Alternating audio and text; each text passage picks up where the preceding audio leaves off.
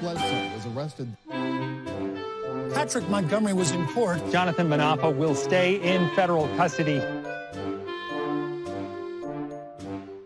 No, I don't take responsibility at all. Hey everyone, welcome to the show. So 41-year-old Texas resident and Army veteran Joshua Lawler took gloves, a gas mask, body armor, and an AR-15 on January 6th. Lawler left the rifle in his hotel room in Virginia, but he took the other items to the Capitol. He texted others as he was traveling to D.C., and he wrote, quote, "I'm about to head to D.C. We are going to save the country." And quote, "God has called me here for something. I think this is the start to something much bigger." Well, on January 6th, Lawler headed to the Capitol after he watched Trump's speech. He was wearing his gloves, the body armor, and the mask. And as he walked there, he walked past downed barricades before illegally entering the building. So he knew, there were barricades up at some point. They weren't allowed on the Capitol grounds.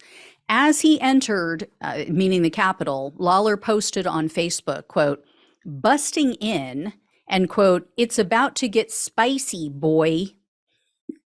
So Lawler joined others in physically assaulting and engaging with officers in the Capitol Rotunda. He refused commands to leave and refused commands to get back. And Lawler physically blocked officers as they multiple times as they attempted to remove him from the building. He used his arms, his torso to try to prevent officers from pushing him back and others back and out of the rotunda. At times he charged at the officers and he threw his entire body into the officers and their shields. And unlike others, Lawler had his gas mask on, so he was completely unaffected when the police sprayed the crowd. And when officers tried to remove Lawler's mask, he slapped an officer's hand away. So Lawler finally exited the building more than 30 minutes after he entered, and he wrote on social media, quote, "Just got gassed and fought the cops." In a video that he took outside of the building, Lawler said in part, quote, "They got inside and shut the vote down." And quote, "We're on the Capitol steps and back, other patriots in front. They shut down the vote." A family member later messaged Lawler and advised him to, quote, "clean his Facebook page." And Lawler responded, quote, "Okay, I'm going to take it off, but so many people are following it now." So Lawler was arrested on January 15th of 2021, and he was charged with assaulting officers, civil disorder, obstructing an official proceeding, entering a restricted building or grounds, 2 counts of disorderly conduct, and parading or demonstrating in a Capitol. Lawler initially pleaded not guilty, and he was scheduled for a jury trial in 2021, but his attorney must have gotten through to him at some point because in March of 2023, Lawler pleaded guilty to obstructing an official proceeding. So he was looking at up to 20 years in prison, 3 years of probation, and $250,000 in fines.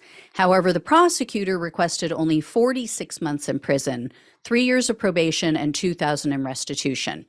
And Lawler has a bit of a criminal history. In 2021, he was arrested for violating a protection order, although the prosecutor didn't say who sought that order or why, but obviously someone felt threatened enough by him that they went to a judge and the judge agreed. Then in 2014, Lawler was arrested for resisting arrest. However, that charge was later reduced and Lawler ended up being convicted for refusing a breathalyzer. Lawler was again arrested in 2015 for unauthorized use of a vehicle. However, that charge was dismissed for some reason.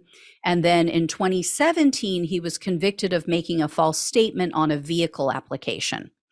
So the government said that when he was arrested in this case, Lawler refused to tell the pretrial officer how many and what type of guns he had or other weapons that he had stored at his parents' house. And evidently his father had to step in. He finally agreed, okay, we'll remove all of the guns from our house. In addition, Lawler has continually violated his pretrial conditions. And this is while he's out on bond on this case. So Lawler was ordered by the court, apparently as part of his pretrial release conditions, to receive mental health treatment. But they said that he's refusing to take part in it. And then he hasn't even completed medical release forms so that the court can monitor his compliance. He also apparently has failed to provide release forms for his medical records, financial information, and military service. And at the sentencing hearing, Lawler told the judge, quote, "I take full responsibility for my actions on January 6th. Lawler's father also spoke, and he told the court, quote, "Joshua's had it tough since he came back from the war, and just as he was getting better, this happened." U.S. District Judge Tanya Chutkan presided over Lawler's case, and at the sentencing hearing, she noted that Lawler's military service was both a positive and a negative, in her opinion. Judge Chutkan said that Lawler, quote, "was a particularly vulnerable individual, susceptible to calls to act.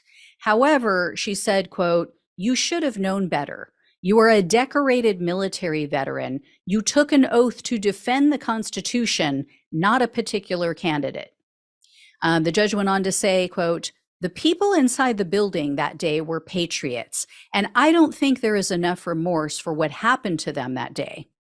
In the end, Lawler was sentenced to 30 months in prison, 1 year of probation, and $2,000 in restitution. And the judge said he would receive credit for time served. So this is a tough one. As I've said before, I think, you should have to be older to join the military. Our brains aren't finished developing until we're in our mid-20s, and so we take these people whose brains aren't finished growing, the reason centers, the centers of the brain that tell us right from wrong and are able, they give us the ability to predict the consequences of our actions, are not developed in these people that we take and drop into the most horrific scenarios imaginable. And it literally changes who they are and who they could become. And too many of our military members are allowed to fall through the cracks.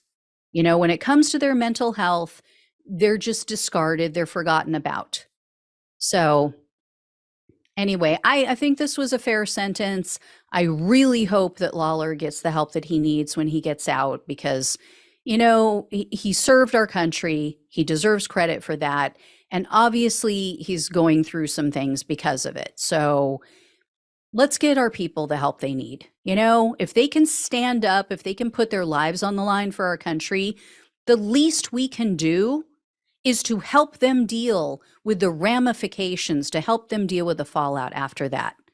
It is despicable that we don't, that we have so much money to fund the military industrial complex, to fund all of our Pentagon budget, that we don't even know where it's going because they don't even apparently keep track of it. But yet we can't help our veterans. It's sickening. So anyway, guys, I will let you know if I hear any more. Thank you so much for watching and listening. Please like, share, and subscribe. Please donate if you can. Really helps to keep the show on the road, headed in the right direction, and on the air. Appreciate it very much. Love you guys. Take care, and I'll talk with you soon.